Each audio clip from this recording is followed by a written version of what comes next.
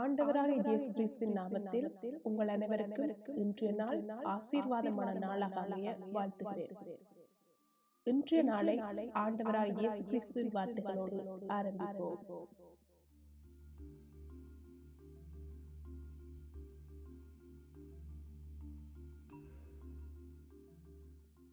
இன்றைய நாளுக்கான தேவவசனம் லூக்கா 2ஆம் அதிகாரம் 52ஆம் வசனம்.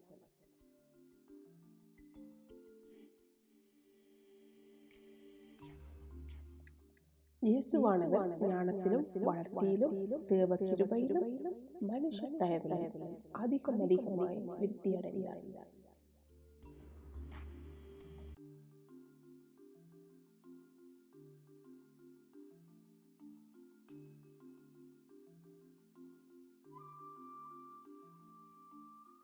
வேதாகமத்தில் அதிகப்படியான தயவு அல்லது தேவ கிருபை என்பது தேவன் மனிதர்கள் மீது காட்டும் அளவற்ற அன்பையும் இரக்கத்தையும் குறிக்கிறது.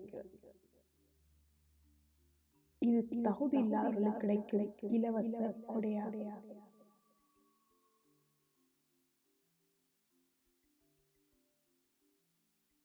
தயவு என்பது என்ன?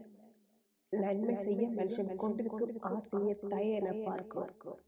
அடுத்தவருக்கு நன்மை பயக்கும் பொருட்டு முழு மனதுடன் செய்யப்படும் செயலை தயை எனலாம்.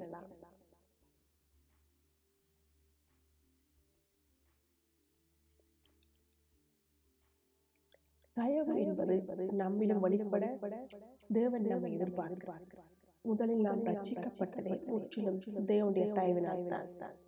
நம்முடைய ரட்சகராகிய தேவனுடைய தயையும் மனுஷன் மேலும் அன்பும் பிரசன்னமான போது நாம் செய்த நீதியின் கிரியைகள் நிமித்தம் அவர் நம்மை ரட்சியாமல் தமது இரக்கத்தின்படியே மறுஜென்ம முழுக்கினாலும்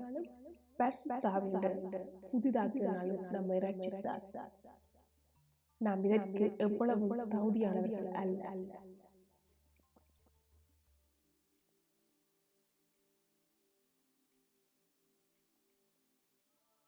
தயை செய்வது ஒன்றும் தாழ்வான காரியம் அல்ல.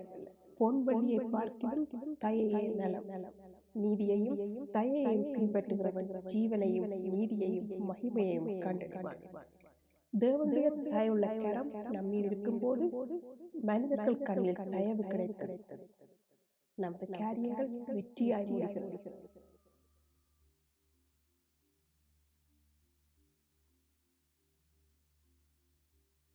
நம் கிறிஸ்தவ வாழ்க்கையில் ஆவியின் முதல் கனியாகிய அன்பு பெருகும் போது தயவு வெளிப்படும். ஆவியின் கனியாகிய தயவு நமது வாழ்க்கையில் நிறைவாய் வழிந்தோடுவதற்கு ஆதாரமாக அன்பும் அடையாளமாக மன்னிக்கும் சுபாவமும் நம்மில் பெருக வேண்டும்.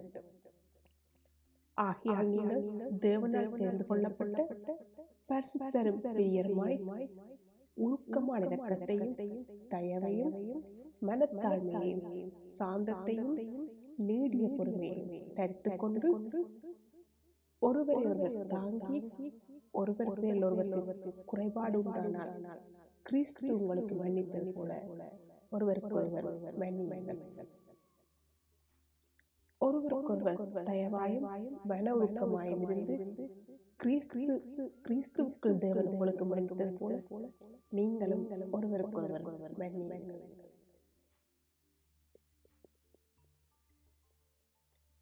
ஆனால் பலனை எதிர்பார்த்து மட்டுமே தயை செய்தார். அது அன்பின் வெளிப்பாடு அல்ல, அது சுயநலத்தின் வெளிப்பாடு.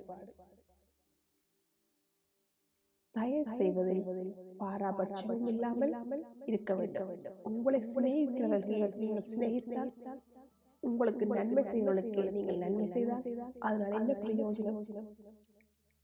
பாவிகளும் அப்படி செய்கிறார்கள் என இயேசு கிறிஸ்து கூறியுள்ளார்.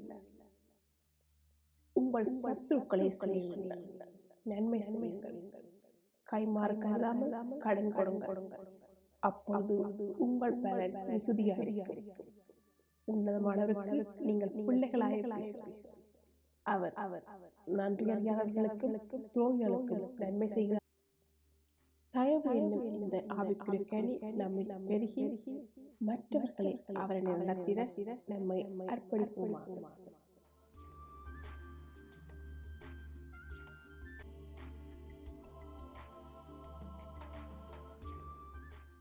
இன்றைய நாளுக்கான ஜெபம். அன்புள்ள இயேசுவே, அன்பு இரக்கம் கிருபை கொண்ட நல்ல தகப்பனே, இந்த காலை வேளைக்காய் உம்மை நன்றியோடு துதிக்கிறோம்.